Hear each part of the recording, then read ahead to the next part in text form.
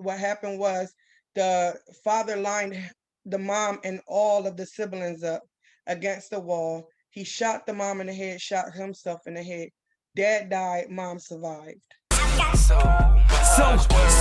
much work for y'all. I know this economic depression hurting y'all, but I got so much work for y'all. What's good in the hood? This is For the Thrill podcast, and I am your host, Thrills, and I'm sitting here with the Mogul Queen, and we're gonna discuss some important things that are going on in the city of Camden that some people may not see or realize just because the pandemic is going on.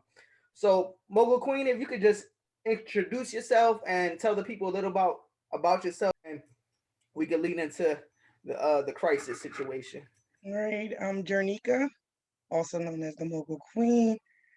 I am founder and president of a nonprofit called Rare Jewel, nonprofit organization in the city of Camden. I also am an active board director on Saving Grace Ministries as a juvenile care coordinator in the city of Camden. Nice. So, as far as I want to get right into the crisis because I know that's the main thing you want to share. When I did check out the video, and some things you put me on game with. So, can we talk a little bit about the crisis and why do you feel as though it is a crisis? Yes, it's definitely a crisis in the city of Camden in our children and within in our community. And the reason why I call it a crisis is because COVID-19 that they don't understand that our children are beyond struggling with trauma, being one of them. A lot of our youth struggle with trauma in the city of Camden, and they are getting lack of support, and lack of support is leading the kids to not getting a proper education that they deserve in the city of Camden and are dropping out at alarming rates. They're not even making it to high school. They're literally dropping out in middle school and basically finding themselves in the streets and being juveniles through the system and pipeline to prison. So there is a major crisis right now in the city of Camden when it comes to our youth and the children. So that led me to start the movement called Walk Up, Run Up, or Lawyer Up the Kids. I'm sorry, that was walk up, run up, or lawyer up. Walk Up, yes. So Lawyer Up the Kids was because if they had lacking support and resources and they lacking support and education, then they need to get their money back from the state because they're not getting the basic education that the city supposed to provide, and the city is supposed to support them in their educational. So if there's no children graduating, then clearly somebody is not benefiting from it, and that's the children. And if they're not benefiting from it, and every child in the city of Camden is a certain tax bracket or a certain amount of money that they go to school every year, then they need their money back because they're not getting the proper education. So it's walk up, because I'm willing to walk up in the schools and basically shake things down and get things moving the way they supposed to be, with resources and outside resources that Saving Grace Ministries can offer. And I'm willing to run up on the kids and tell them, hey, you need a good education. You're going to need survival skills. You're going to need mental stability, stability. So I'm willing to run with you and wherever you have to go. And then Lawyer Up is, let's get your money back. Let's get their money back, and let's get them where they need to be. Better books for them to read, better environments. If the schools is closing down right now, they have 3 city schools closing down that are public city schools. So if they closing down them 3 schools, then let's open up a new school. Don't close those down and leave it down. Let's open up a new school where the resources can be put into them schools for our children, better books, better environment with, ventilation systems that take out the germs, take out the COVID, and, get them 6 feet apart. Let's do what we have to do to make sure that these kids are getting the proper education and the proper mental health. Gotcha. So what's the first thing that initiated you starting this movement? Well, I said before, I am a juvenile care coordinator through the Saving Grace Ministries, and I got a client, and my client, he just turned 15 years old and just got sentenced to youth life. Youth life means that he'll be there for the remainder of his, youth until he's an adult. When he comes out, he got sentenced to 4 years, so when he comes out, he'll be 19 years old. His charges right now are basically coming into the school with a hollow tip bullet that he found on the city streets of Camden. And it gave him 4 years. I tried to explain, that I needed to overturn on his plea because I just got this client. So I needed to overturn on his plea that they didn't understand that he is a trauma-based youth. His father basically committed suicide, and his mother was shot. So I needed to overturn so I could be able to get him the better mental health that he needed so he could be able to succeed in education, and he won't lack going of support and going to college and becoming somebody, and basically pipeline to prison. I really want him not to go that route when he didn't even get the resources out here, and then he's not getting the resources in there as well. So I'm really, really pushing for that. No, definitely, definitely. And as far as when they found, like, did they just like find like he found the bullet on the floor, but did what happened? Did they find a teacher found it on him and reported him? How did that go about? Right. So because he was already a troubled youth, I want to call him, Mhm. um, because he was lacking resources of mental health. He had the hollow tip bullet on him and went to school, and the teacher used it as an avenue to get him out. She automatically reported him to the office, and the office called the police, and the police had him escorted off of the premises. And then from there started off his juvenile case inside the city of Camden. Wow. So it was just a bullet. There was nothing else. No, just no gun. No, just one bullet that sent him on his Yes. journey. That is crazy. Right. He was basically showing his friends what he found. And it was, of course, it had to be interesting to them. I mean, they're boys, so it had to be interesting to him to show his friends the hollow tip bullet. He probably already seen plenty of bullets. There's plenty of them on the city streets Exactly. right now. Cases and shells. I mean, after the police do their investigation, they don't pick them up. They just leave them right there. So it's not like that was the first time he might have saw it. This might have been a few times, but this one was a bullet that was different from all the other ones. So he decided, let me pick this up and show my friends, because hollow tip bullets really is not supposed to be nowhere near the city of Camden. And it was. Wow. That's wow. That's a crazy story. And he lost his mother and his father. Yes. That is. Yes, both. Well, his mother is alive, Oh. and Oh. she survived the bullet. She actually got shot straight to the head. She Wow. survived. Wow. What Yeah, so what happened was the father lined the mom and all of the siblings up against the wall. He shot the mom in the head, shot himself in the head. Dad died, mom survived. Wow. And unfortunately, he struggles with it. He's been struggling with it for years now, and we talking about he just turned 15, and this has been going on as early as he's 10 years old. So for 5 years now, he's been struggling with trauma, trying to heal, and nobody has got him that resource but Saving Grace Ministries, but they wouldn't really allow him to get the healing that he needed. So now we're pushing for a movement, and the movement coming with the trauma healing and many other resources for the children in the city of Camden, which is education. Wow. And this is right here through Saving Grace Ministries. Shout out to Saving Grace Ministries for helping out with the community. Uh Yes, shout out to Saving Grace Ministries and the founder of it, Nizia Easterlin.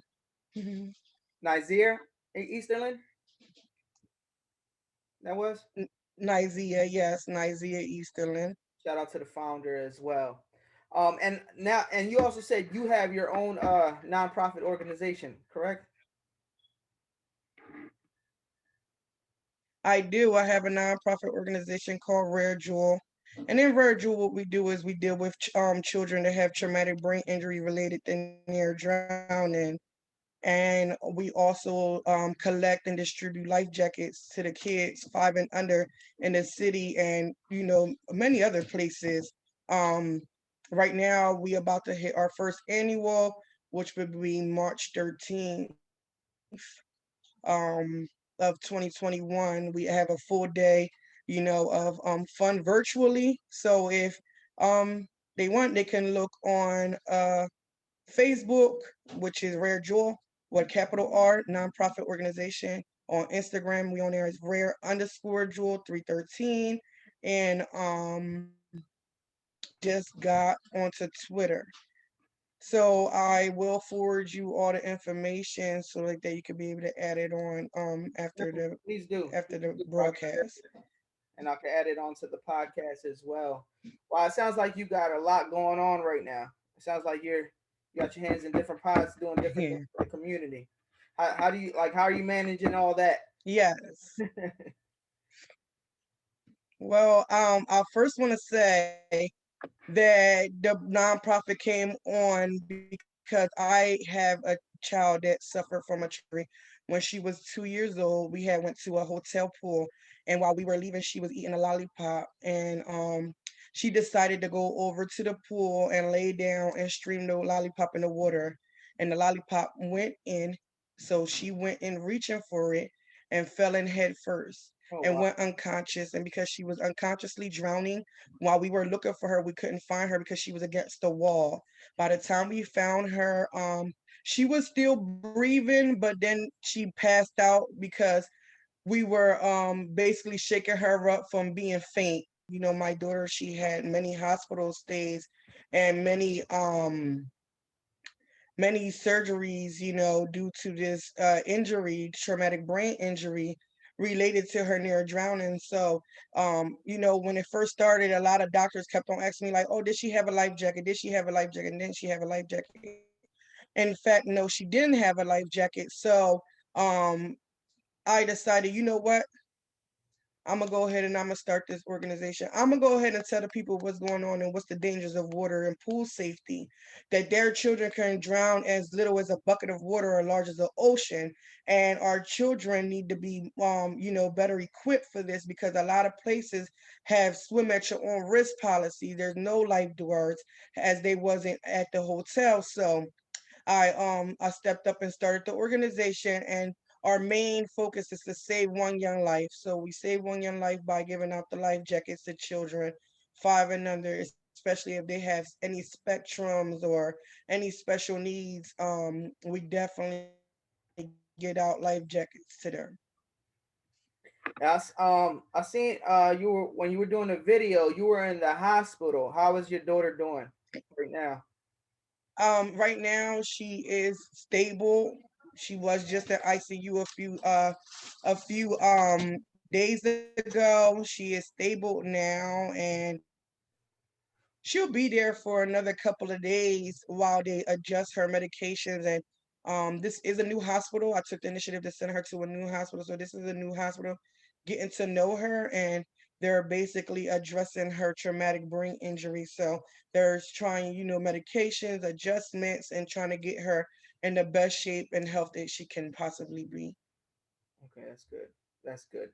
And I seen that's where I seen the video you talking about bringing it back to the crisis.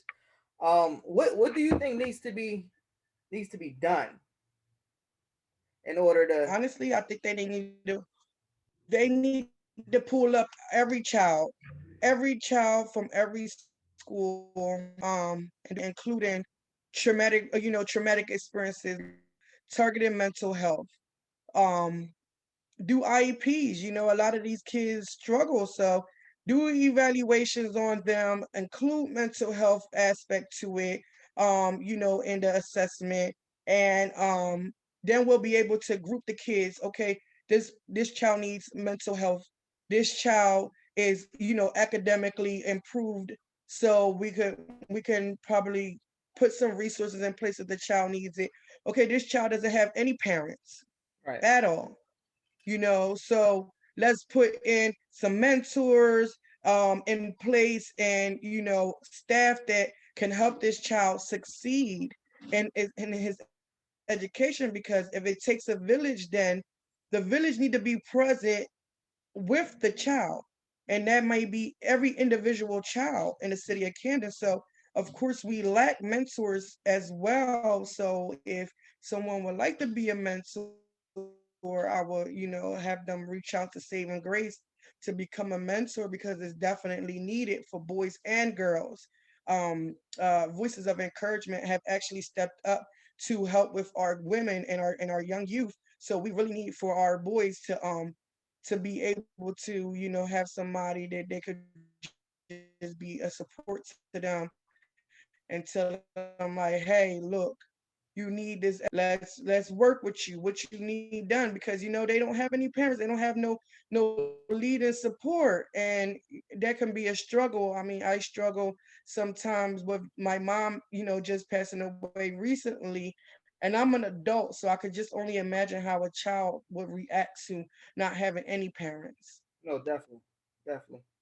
Definitely. When I was 14, I lost my father, and that experience to this day still hits me heavy, like crazy. So like I was 14, I was going through it, and I still feel the same pain. So definitely, when it comes down to these children losing someone, especially at a young age, I can relate to that, and that's why I do respect what you're doing. And when my aunt came to me and told me about the situation, I was like, yeah, let's definitely get her on the podcast, because this is something that needs to be shed to light. At 14, you still struggle with it. So that was traumatic. That was a traumatic experience. And these kids not only have seen their parents pass away, they've seen their friends pass away, get murdered in the city of Camden. I'm talking about like gruesome murder And where they had, 31 bullets in them. So I definitely thank you for bringing me on here, because a rural crisis and within our city, and it needed to be addressed. And if nobody else was going to address the issue and get to the root of the issue, then I said, I'm gonna walk up, run up, and lawyer up these kids, because they are upcoming, right? So I even said in the live that I would want to walk into the city, city hall, and the front desk clerk be a child that just decided a few years ago to drop out of school. I want the mayor who runs the city of Camden to be a dropout that decided they were going to drop out and actually reformed and came back and decided to be a mayor in the city of Camden.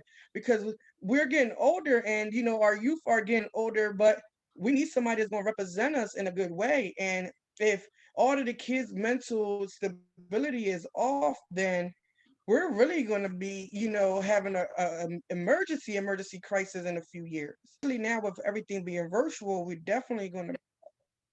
no, no, yeah, definitely what you were saying, like having someone grow up in the program and something like that changes their lives to where they're the mayor, and they could use that as a testimony. That'd be awesome.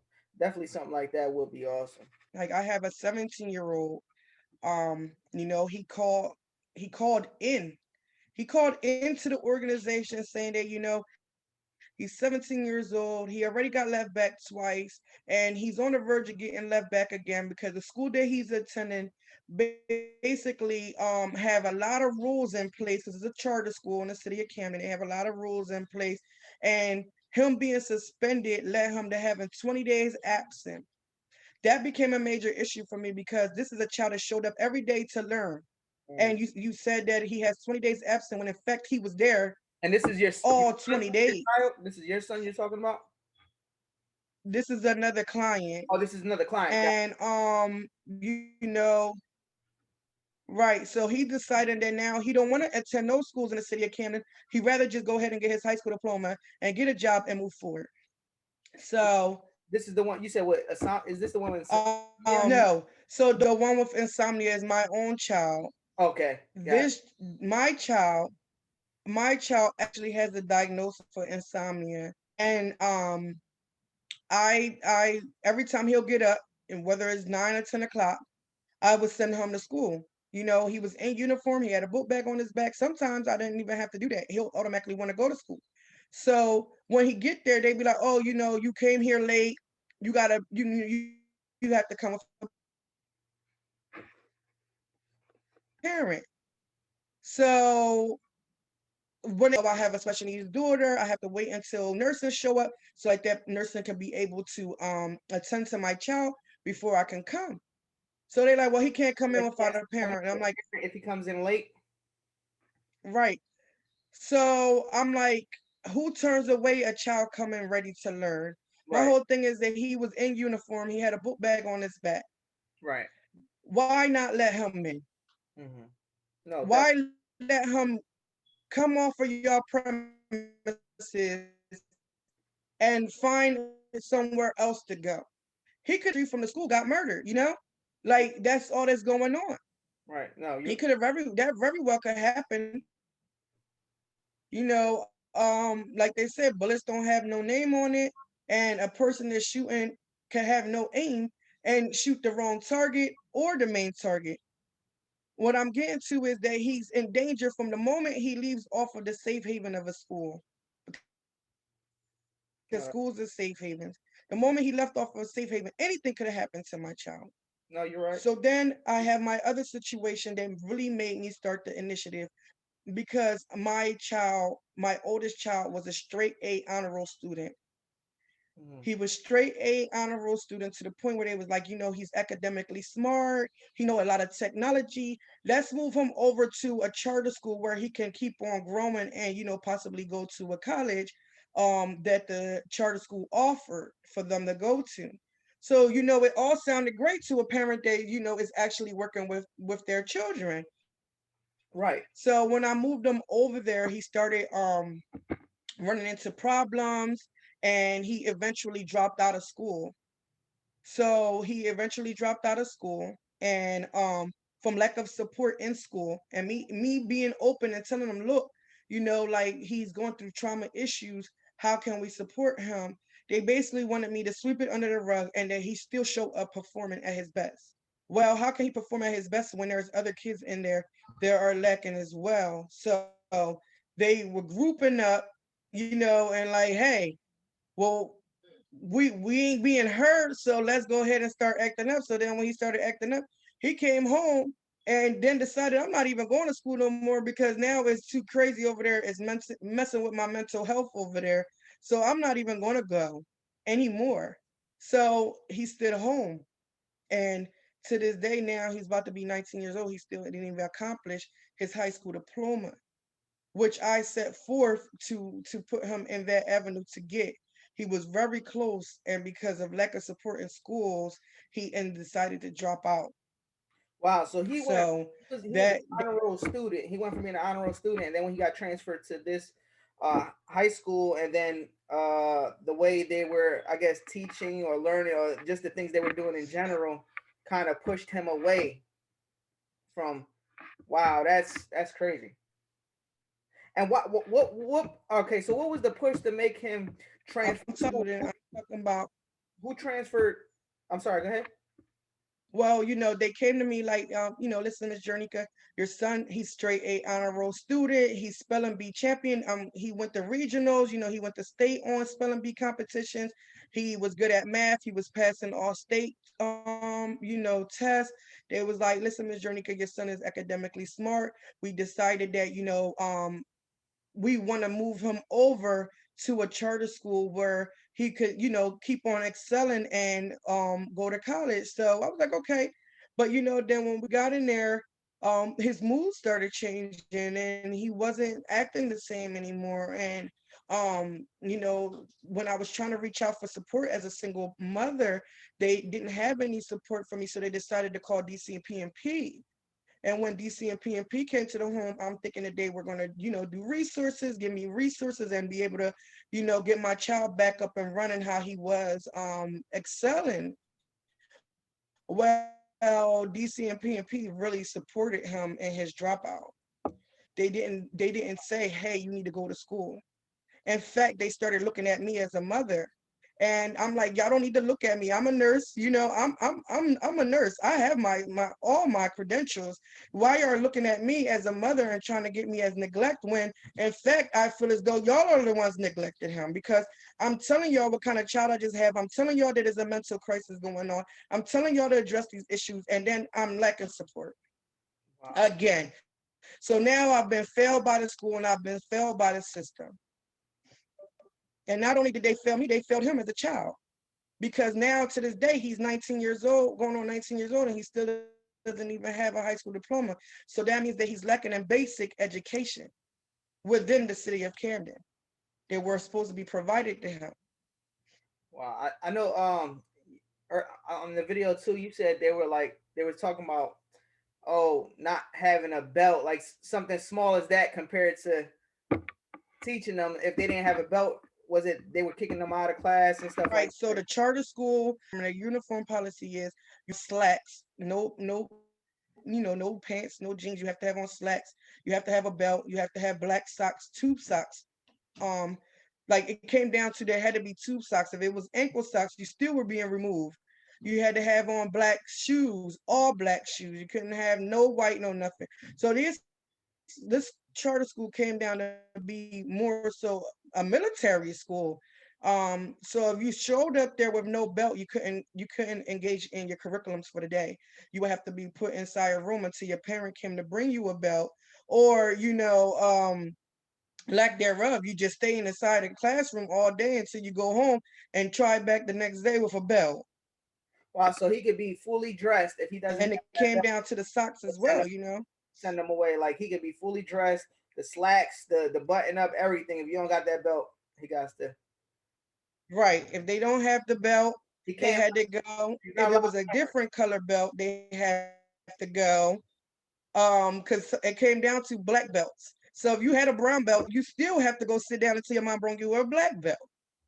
So it came down to that. And if your socks wasn't tube socks, like they literally put this inside the curriculum of school. They was having the kids come to school early just so they could do these shakedowns, making sure every child came in there with a black belt, black sock, tube socks.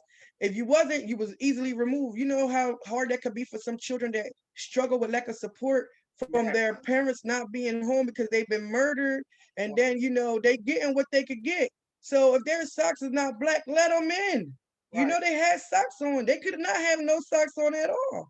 Right. That's just like you embarrassing them, just pointing them out. Oh, you ain't got no black socks on today. Go over there. Oh, you ain't got a belt on. Going over there, and then call his parent, call his grandma.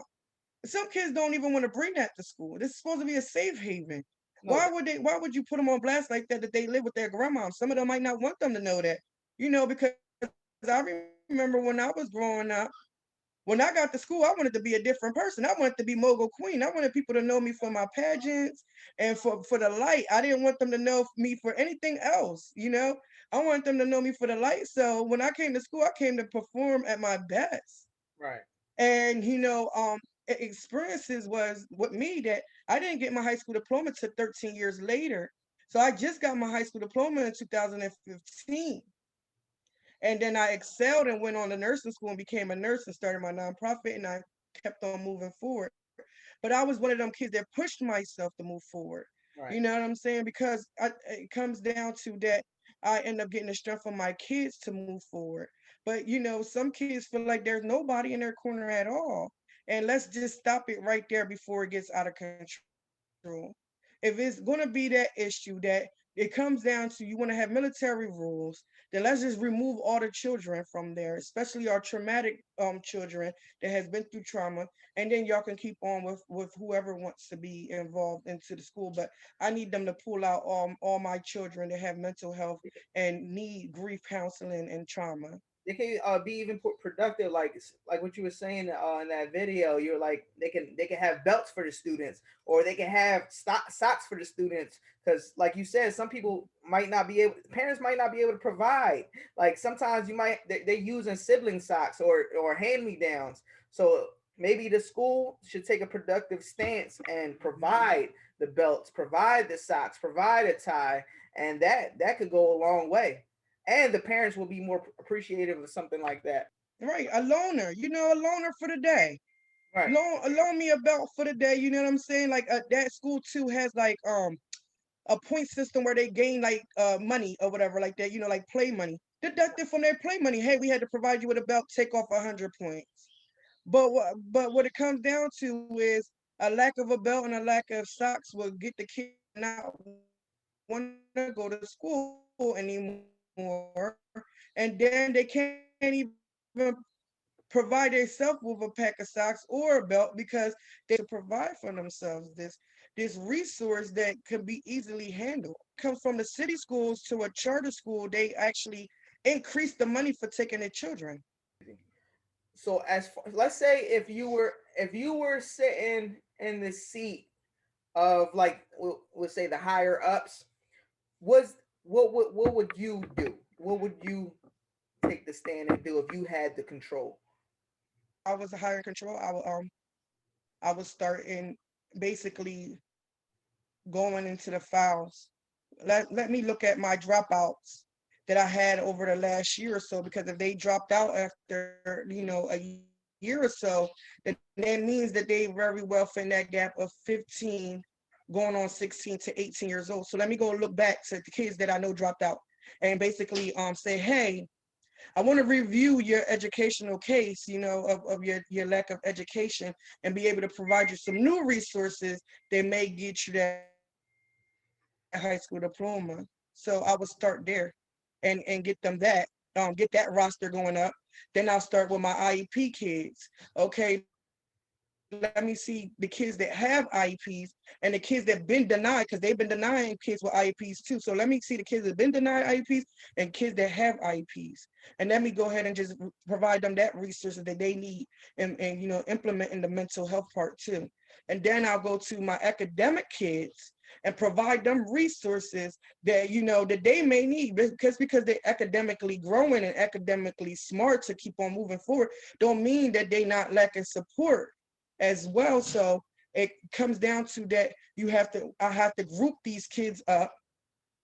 And I think that we should start with the kids that dropped out, because they really in crisis. They dropped out. So let's start with the real root of the crisis issue. Get these kids that dropped out, put them back in the school system, put them back in place, help them get their high school diploma. Just don't leave them in the streets with really lack of support. Let's let them know that we have new support now, new initiatives coming in. Let's get them their high school diploma. And I believe that we will see an increase now of children getting a high school diploma. Then we'll see an increase of kids not only having IEPs, but graduating out of IEP. You can honestly graduate out of IEP and not need that extra support anymore. So then we can get all the kids on the same level of being academically smart and keep it moving to seeing higher rates of kids going off to college. They can go off to trade schools or wherever they feel like they need to be at. Some of them may want to join the military, such as my son wanted to before. Um, Whatever their career orientated may be, I just want to give them that hope that they needed from the beginning, that they can do it. I definitely respect that. Can you tell the people that is watching the podcast or are going to be watching the podcast, give them basically put them on game, put them on something they may not know about, just enlighten them on something pertaining to this situation, something that they can do themselves to help you or help the community in this circumstance. They can reach out. Mhm. If your child falls victim to this, reach out. We want to be a help. I actually reached up to higher people in New Jersey because I had to leave out of Camden to get this support. I just got off a meeting yesterday. We very well have a civil action lawsuit that is going to be in place with the children of the city of Camden from lack of education and support. So reach out, if they can, and just basically give, a little description of what they had entailed. If it happened to them, they can still reach out, because we want that support. We want to know what happened. Even if they adult, maybe we can still help them with the mental health. It's not beneficial for everybody. Some therapies have to be grief counseling, No, which no, is a whole different kind of therapy. It's not just the how you feel today, it's what went on today differently. So is a different avenue. So if if your child is a child in the city of Camden going to school and they don't have they lack, like, clothing, then we could start an initiative to get them, better clothing, Right. to go to school with, so that belt won't be an issue no more. Right. Like if they can buy a few belts, all right, if belts came down to it, then let's get a few belts. So like that, when they call, hey, they can call Saving Grace. Hey, Saving Grace, we got a child in here with no belt. You think you can bring over a few belts for these kids, so they could go to get their education? Okay. Um, simple steps. We want to start off with simple steps and grouping the kids, and I just need support from the parents to be able to speak out. And I know a lot of parents are tired, like, oh, my kid, he ain't listening at home, he running the streets, and he just being a knucklehead. I want to speak to that knucklehead because we may have new resources for that knucklehead. So I want to speak to your knucklehead child, as you may call him. I want to speak to the families and see if we can get more better support. So it all starts with a reach out towards me, because I can't really reach out to. I don't know everybody's story. I just know the stories that I have came into my hands. Yeah, definitely. I'm gonna put And you may everywhere see me on some Zooms. they can reach you at. I'm gonna make sure I put it on this podcast. Yeah. So it may maybe people that reach out to you soon as I post this. So I'm gonna make sure to put any contact information you're willing to provide. Mm. Please, people, reach out to Jernica, aka the Mogul Queen. Mental health is definitely a big thing. I personally would have loved to see something like this when I was younger. When I lost my father at 14, he was shot and killed in Polak. It's crazy. In the city of Camden, so many people, young kids lose their fathers, their mothers to crazy situations like that. So I definitely could relate, and that's why I respect this situation. Because if I would have had something like that, because it led me to, I feel like that kind of led me to dropping out of high school, because after that situation, I kind of went dark. I mean, thank God I went back, got everything I had to, went to college after the fact. But during that time, if I had something out like this, or a program or someone that could talk to me about certain situations like this, bring me out of that dark mental state, it could have been different. It could have been earlier, doing a lot more, and maybe I wouldn't have dropped out. But please reach out to her. Don't be afraid.